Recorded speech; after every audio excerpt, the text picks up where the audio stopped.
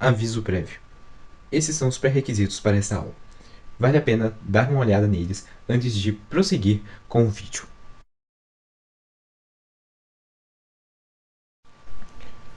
Bom dia, boa tarde e boa noite para todos os estudantes dedicados que estão assistindo o meu vídeo.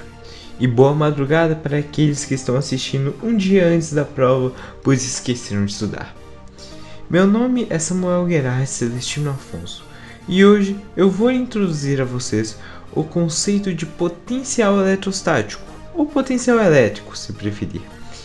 Mas não só explicar, eu vou te mostrar que esse tema é realmente útil e você vai sair dessa aula completamente chocado. Então, antes de tudo, vamos assistir um pequeno vídeo.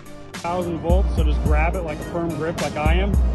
I'm going to let go and then just open your hand up and pull it a couple inches away.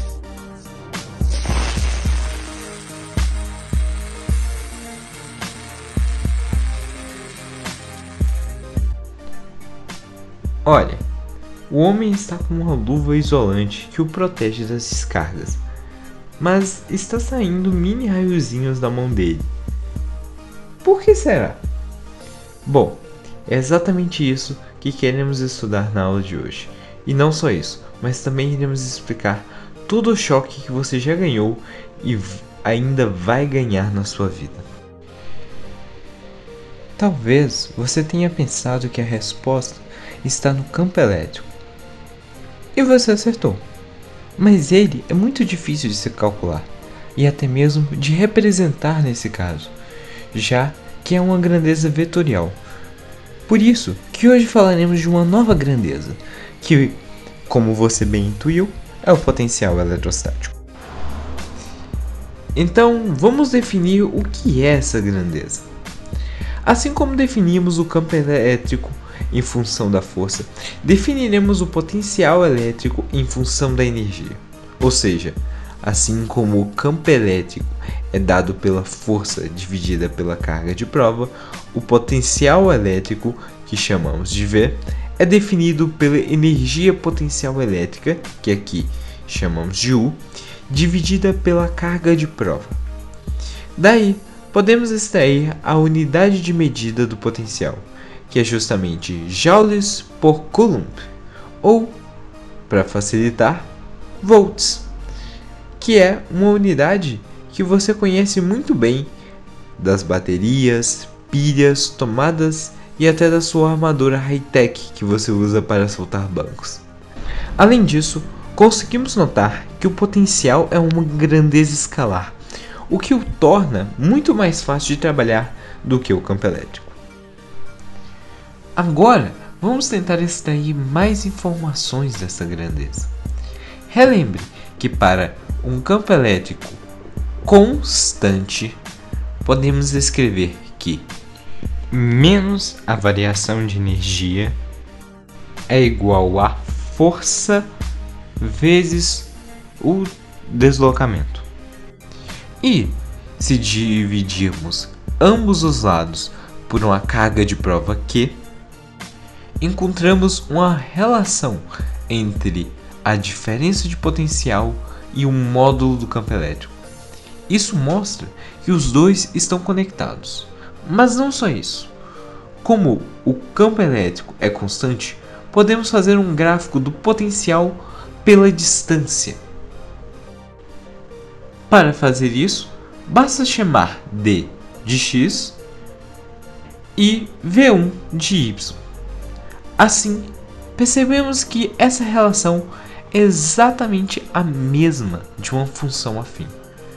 Ou seja, se representarmos graficamente, teremos uma reta.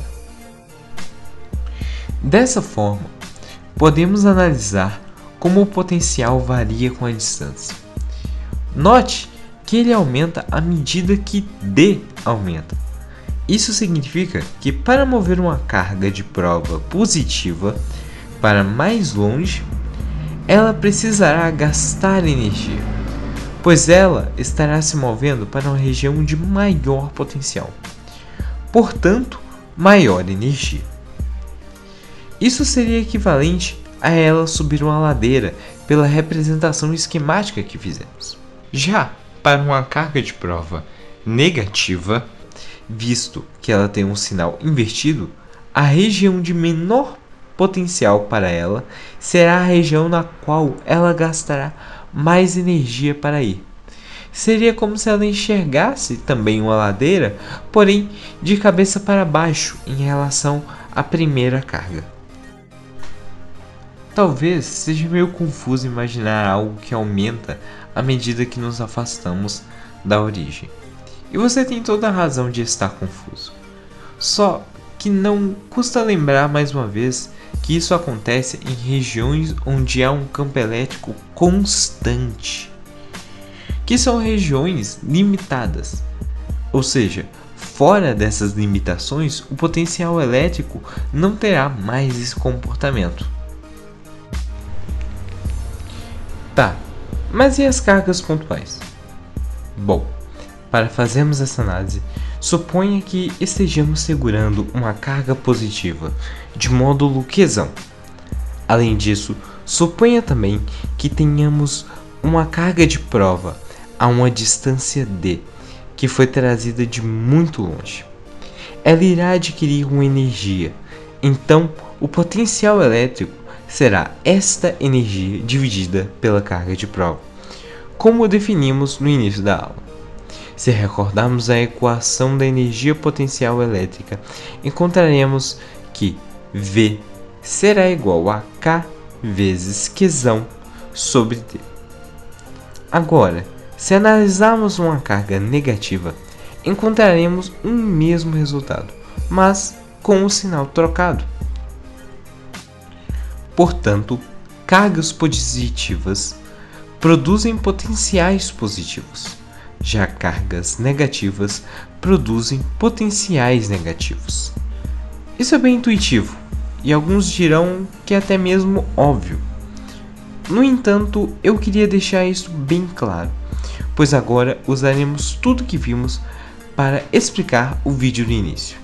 Achou que eu tivesse esquecido dele?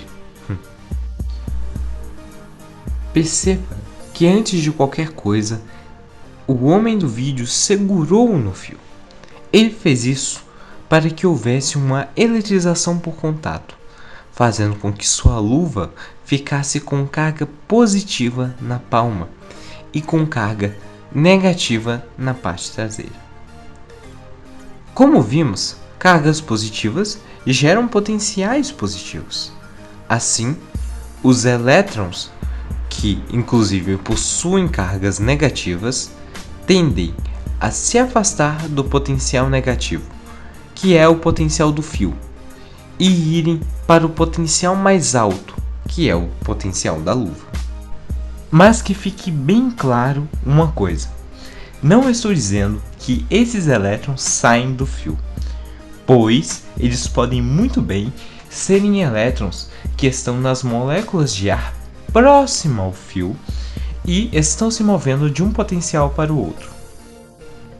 Mas o que importa não é isso, e sim que podemos explicar todos os casos em que levamos choque através do que vimos aqui: uma movimentação de cargas de um potencial para o outro, em geral de um mais baixo para um mais alto, já que normalmente são as cargas negativas que se movem.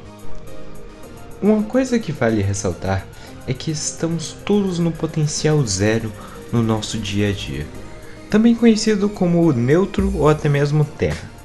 Então, quando cai um raio, é porque os elétrons das nuvens estão no potencial mais baixo e, portanto, negativo nesse caso. Daí, eles tendem a ir para o nosso potencial, que é mais alto do que o dele.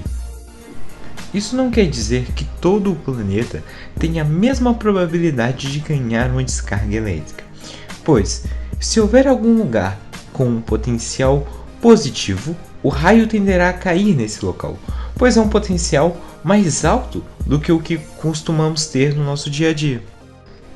Além disso, o ar é um isolante, então é preciso de muita energia para que ele percorra grandes distâncias, Por isso que os raios tendem a acontecer em locais mais altos, pois a distância que os elétrons precisam percorrer da nuvem até esse local é menor, gastando assim menos energia.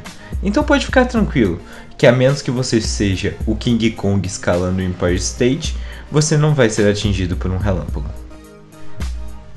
Por hoje é isso, pessoal. Espero que tenham gostado da aula. Fiquem com Deus e até mais.